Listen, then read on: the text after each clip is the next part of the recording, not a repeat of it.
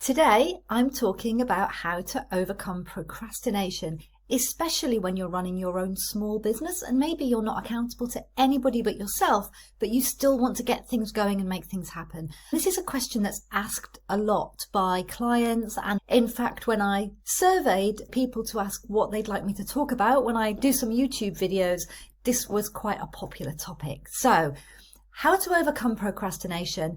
Now, I can't claim to have all the answers, but there are 9 key things that help me to avoid procrastination in my business and to stay on track.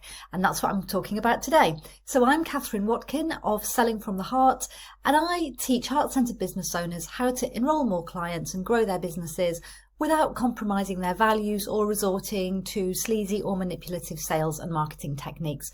I'm in my 13th year of business now, so I'm definitely someone who manages to get things done, even though there are times when I struggle and procrastinate.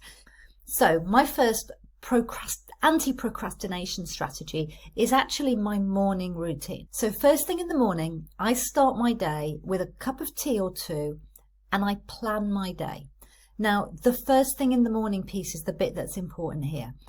If you're a parent, you might do the school run first and then you do this after you arrive back to a peaceful house. But I find that early in the morning, before I do anything else, my brain is not yet fatigued or overwhelmed, and I can generally see really clearly what the most important thing I need to do that day is.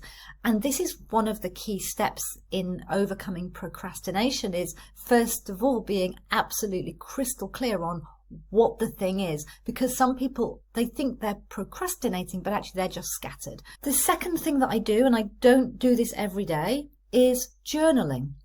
I will do the journaling if I'm really unclear what my core focus for the day should be, or if I'm very overwhelmed and there are just too many priorities. In that case, I write everything down, I'll dump everything on the page, I'll have a conversation with myself in writing about objectively what's the most important thing here and what is it that's blocking me from achieving that important thing.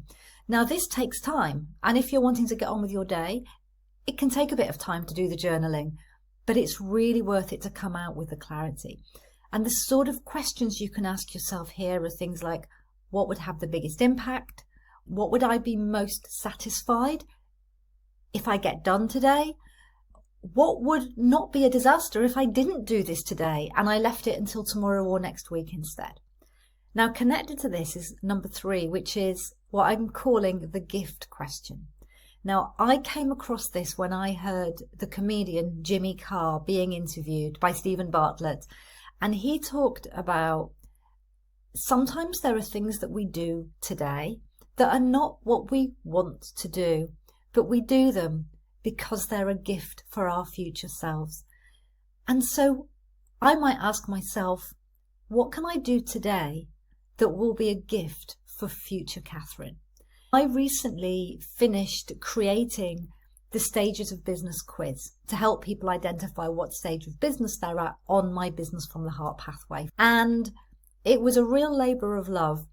And it took a lot of time crafting the quiz, creating the questions, writing the reports. I was getting up early in the mornings, working on all of this.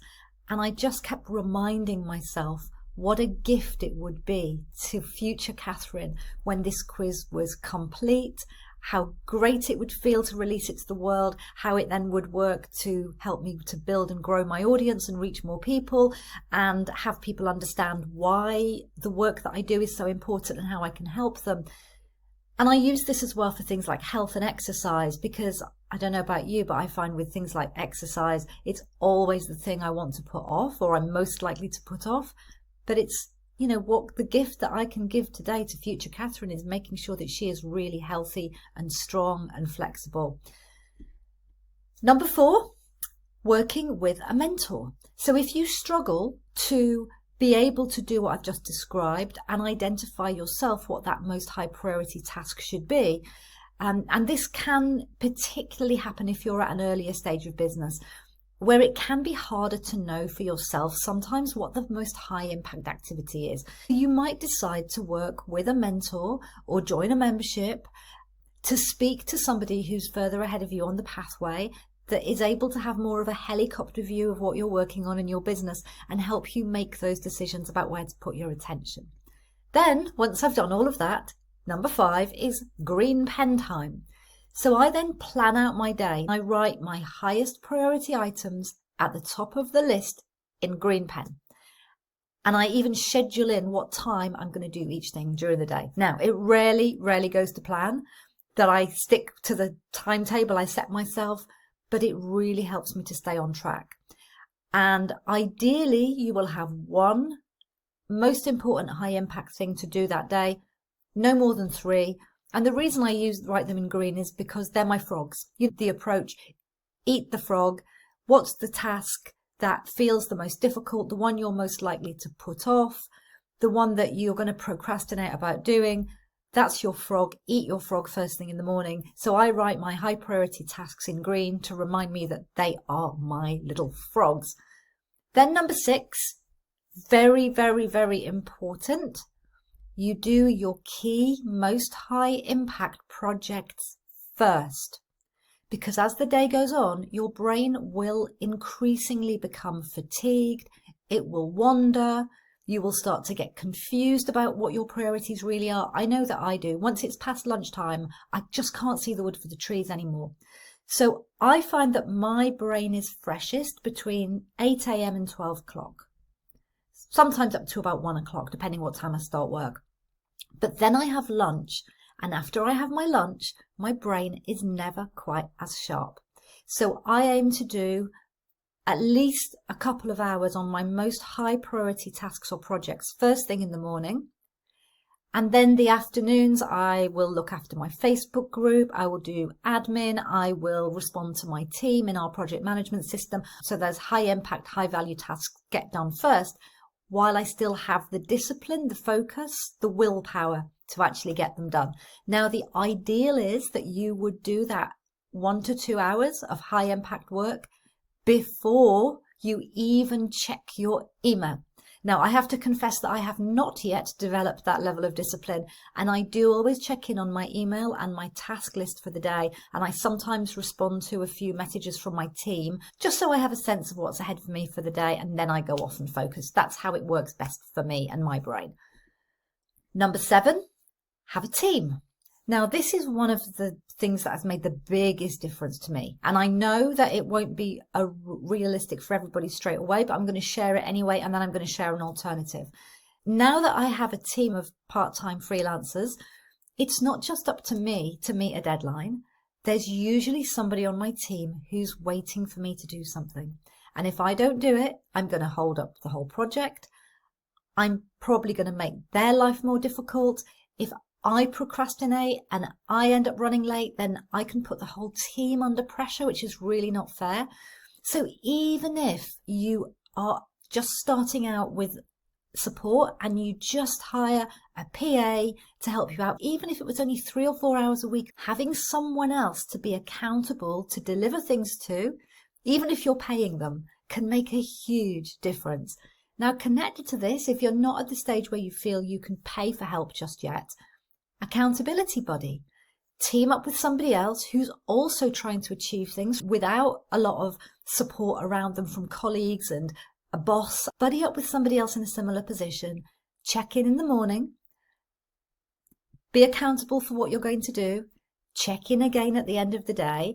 When I do this with a friend of mine, we use WhatsApp voice notes for it. We don't get on a Zoom call, but you could do that as well. For me, I feel that I don't really want to get on a Zoom call and end up having a half an hour conversation. I just want to check in literally between 3 and 5 minutes. At the end of the day, here's what I did. Here's what I didn't manage to do. Here's why I didn't manage to do it. And it's a really useful process for helping you to identify what are the things that are getting in your way. Are they internal, subconscious blocks and fears? Is it something practical? It can also help you to have insights into whether what you're working on really is as important as you think it is. And then number 9, I've left until last, but it is arguably, and for many of us, the most important. And it is the inner work and the mindset work. Because sometimes there's no two ways about it. The reason that you're procrastinating is because on an unconscious level, you are afraid. Becoming more visible might make you feel like you're in danger. You might be afraid of failure or humiliation. You might be afraid of success. The idea of success might make you feel unsafe, or that you'll be rejected by the people that matter to you. We're often not consciously aware of what these blocks are, but so much of what causes us to procrastinate is actually unconscious. And unconscious is what it says on the tin. It's not in your conscious awareness a lot of the time. And so sometimes the only thing to do is to work on shifting these fears and blocks at the unconscious level, helping your nervous system to feel safe about the activity that you're taking. And sometimes you can find that will dissolve the procrastination completely. There are lots of different modalities that can help you to shift these unconscious blocks and fears and resistances. I find EFT tapping to be very powerful. So those, I would say, are probably the key tools in my toolbox when it comes to overcoming procrastination. Doing my planning early, tackling those tasks early in the day when my brain is still fresh and it's not playing tricks on me and I can keep my focus, doing the inner work where necessary, having a team of people or an accountability buddy. I hope you found that useful, especially if you're one of the people who requested a video on this topic. And if you are new to me and you'd like to learn more from me about how to create a business that you can fall in love with and stay in love with over the long term, because you've built it to be in alignment with both your values and also your strengths and those things that you feel in flow with, you can get started with my free guide to creating a business you can fall in love with. And you can get that at sellingfromtheheart.com/guide, and I'll also put a link in the description below. If you'd like to hear more from me about all aspects of running a small heart-centered business, then do please subscribe to this channel. I am putting out regular videos on various different topics relating to enrolling clients and growing your business.